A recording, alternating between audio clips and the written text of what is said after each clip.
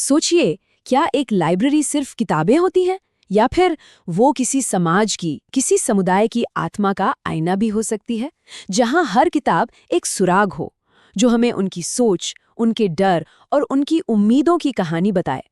तो चलिए, इस कहानी को समझने के लिए हम एक सफर पर चलते हैं। ये है फैसलाबाद, पाकिस्तान का चिनाब क्लब, और इसकी शुरुआत हुई थी 1910 में, यानी ब्रिटिश राज के दौरान। एक सदी से भी ज्यादा समय से ये क्लब अपने इलाके के, कह सकते हैं, एलीट क्लास के लिए एक सेंटर रहा है। और हमारी आज की कहानी की चाबी यहीं छिपी है। सवाल यह है कि क्या कुछ किताबों की एक लिस्ट एक पूरे देश की कहानी बयां कर सकती है? उसकी पहचान के लिए जो संघर्ष हुआ, उसके आने वाले कल के जो सपने थे, क्या वो सब कुछ बता सकती है? ये एक पहेली है जिसे हम आज मिलकर सुलझाने वाले हैं। तो फिर देर किस बात की?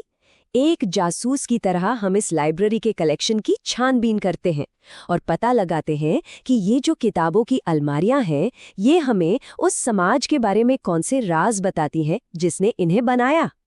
अब देखिए, किसी भी पड़ताल में सबसे पहले सबसे साफ दिखने वाले सुराग पर नजर डाली जाती है। तो हमारे केस में वो सुराग क्या है? सवाल सीधा सा है। इस लाइब्रेरी में सबसे ज्यादा कौन सी किताबें पढ़ी जाती थीं? मतलब कौन सा जॉनरा सबसे पॉपुलर था? और इसका जवाब थोड़ा चौंकाने वाला है। ये कोई फिक्शन, मतलब किस्से कहानियां या कविताएं नहीं थी, बल्कि ये थीं जीवनियां और आत्मकथाएं, बायोग्राफीज और ऑटोबायोग्राफीज। इससे एक बात तो साफ हो जाती है कि इस क्लब के जो मेंबर थे, उन्हें लोगों की जिंदगी और उनके इतिहास पर उनके असर को समझने का एक तरह का जुनून था। और हम यहाँ कुछ गिनी चुनी किताबों की बात नहीं कर रहे हैं। यहाँ 550 से भी ज्यादा, जी हाँ, 550 से ज्यादा जीवनियां और आत्मकथाएं मौजूद थीं। ये नंबर खुद बताता है कि ये सिर्फ टाइम पास के लिए नहीं पढ़ा जा रहा था। ये तो लोगों और पावर का एक बहुत ही सीरियस अध्ययन था। ठीक है, तो ये तो समझ आ गया कि ये बायोग्राफीज पर बहुत ज्यादा फोकस था। लेकिन अब आता है असली सवाल, जो हमारी पड़ताल को और भी दिलचस्प बना देगा। आखिर वो पढ़ किसके बारे में रहे थे? किन लोगों की जिंदगी का वो अध्ययन कर रहे थे? और जैसे ही हम किताबों के टाइटल्स पर नजर डालते हैं ना, एक पैटर्न बिल्कुल साफ दिखने लगता है। ये कलेक्शन उन लोगों पर फोकस्ड है जिन्होंने इस सब कॉन्टिनेंट की, इस उपमहाद्वीप की तकदीर लिखी, फिर चाहे वो हीरो हो, विलन हो या इन दोनों के बीच कहीं हो। और यहाँ एक बहुत ही दिलचस्प बात नजर आती है। देखिए, यहाँ पाकिस्तान और भारत दोनों देशों के फाउंडिंग फादर्स पर बहुत गहरा ध्यान दिया गया है। एक तरफ जिन्ना और लियाकत अली खान पर किताबें हैं, तो उन्हीं के साथ गांधी, नेहरू और मौलाना अबुल कलाम आज़ाद पर भी किताबें रखी हैं। इससे पता चलता है कि ये एक ऐसा समाज था जो अपने ही वजूद की कहानी से एक तरह से जूझ रहा था। और फिर हमें एक ऐसा टाइटल मिलता है जो दिल को छू जाता है, जब अमृतसर जल रहा था, 1947। ये सिर्फ एक किताब का नाम नहीं है, ये उस गहरे सदमे, उस ऐतिहासिक बोझ का प्रतीक है जो बंटवारे के साथ आया था। और ये साफ है कि क्लब के सदस्य उस दौर को समझने की कोशिश कर रहे थे। तो मतलब पॉइंट ये है कि ये कलेक्शन सिर्फ अपने देश के नायकों की तारीफ के बारे में नहीं था। इसकी जो कॉम्प्लेक्सिटी है, जो पेचीदगी है, वो दिखाती है कि यहाँ हर पहलू को समझने की कोशिश हो रही थी, न कि सिर्फ एक तरफा कहानी सुनने की। और ये जो समझने की कोशिश थी ना, ये सिर्फ अपने देश तक ही सीमित नहीं थी। जरा देखिए, यहाँ मुसोलिनी और हिटलर से लेकर स्टालिन और जियाउल हक तक की जीवनियां हैं।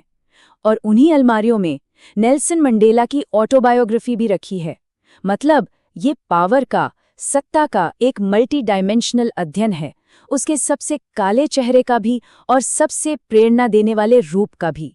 इतना ही नहीं, इस कलेक्शन में अंदरूनी असंतोष और सोशल कमेंट्री की आवाजें भी थीं, जैसे कि तहमीना दुर्रानी की माय फ्यूडल लॉर्ड। ये किताब पाकिस्तानी समाज की तीखी आलोचना के लिए जानी जाती है। इसका यहाँ होना ये बताता है कि ये लाइब्रेरी सिर्फ गुजरे हुए कल को नहीं देख रही थी, बल्कि अपने आज के साथ भी पूरी तरह जुड़ी हुई थी। अच्छा, अब बड़ों की दुनिया से निकलकर जरा बच्चों के सेक्शन की तरफ चलते हैं, क्योंकि किसी समाज की आत्मा को समझने का इससे बेहतर तरीका और क्या हो सकता है कि हम ये देखें कि वो अपनी अगली पीढ़ी को कौन सी कहानियां सुना रहा है, क्या सिखा रहा है। और यहाँ हमें क्लासिक इंग्लिश लिटरेचर्स का एक खजाना मिलता है। रोल्ड डाल, एनिट ब्लाइटन की फेमस 5, जूल्स वर्न, ये सब यहाँ मौजूद हैं। ये एक मॉडर्न, एक ग्लोबल एजुकेशन की तरफ इशारा करता है, जो बच्चों को पूरी दुनिया के लिए तैयार कर रही थी। लेकिन कहानी में एक और मोड़ है। इसके ठीक उलट हमें इस्लामी इतिहास, रीजनल हीरोज और लोकल कल्चर पर भी उतना ही जोर दिखाई देता है। तारिक बिन ज़ियाद की कहानियां और पाकिस्तान की लोक कथाएं फेमस 5 के ठीक बगल में रखी हैं। तो हम यहाँ क्या देख रहे हैं? हम एक डुअल कल्चरल और इंटेलेक्चुअल विरासत को पनपते हुए देख रहे हैं। एक ऐसी तालीम जो बच्चों को ग्लोबल सिटीजन तो बनाना चाहती है, लेकिन साथ ही ये भी पक्का कर रही है कि वो अपनी जड़ों को, अपनी पहचान को कभी न भूलें। तो अब वक्त आ गया है कि हम अपने सारे सुरागों को एक साथ जोड़ें। इस लाइब्रेरी की ये अलमारियां हमें आखिरकार उस समाज के बारे में कौन सी तस्वीर दिखाती हैं जिसने इन्हें किताबों से भरा। ये लाइब्रेरी एक पोस्ट कॉलोनियल माइंडसेट यानी उत्तर औपनिवेशिक मानसिकता का एक जीता जागता सबूत है। ये उस पीढ़ी की सोच और सफर का एक नक्शा है जो एक साम्राज्य के साये से निकलकर अपनी खुद की पहचान, अपनी खुद की जगह बना रही थी। और ये पूरी कहानी इन शेल्फ्स पर साफ साफ लिखी है। पहला कदम एक नए देश को समझना, उसके बनाने वालों को और बंटवारे के दर्द को जानना। दूसरा, अपने मुश्किल अतीत का सामना करना, कॉलोनियल इतिहास और हर पक्ष के लोगों को परखना। तीसरा, दुनिया के मंच पर अपनी जगह को समझना और इसके लिए दुनिया भर के लीडर्स को पढ़ना। और चौथा, भविष्य के लिए एक पहचान गढ़ना, अपनी अगली पीढ़ी को ग्लोबल ज्ञान और अपनी विरासत दोनों देना। तो अंत में ये पूरी पड़ताल हमें एक बहुत ही पावरफुल सच याद दिलाती है कि एक लाइब्रेरी सिर्फ किताबों का ढेर नहीं होती। ये एक जिंदा दस्तावेज है, एक ऐसा आईना जो किसी समाज की जिज्ञासाओं, उसकी चिंताओं और उसके सपनों को दिखाता है।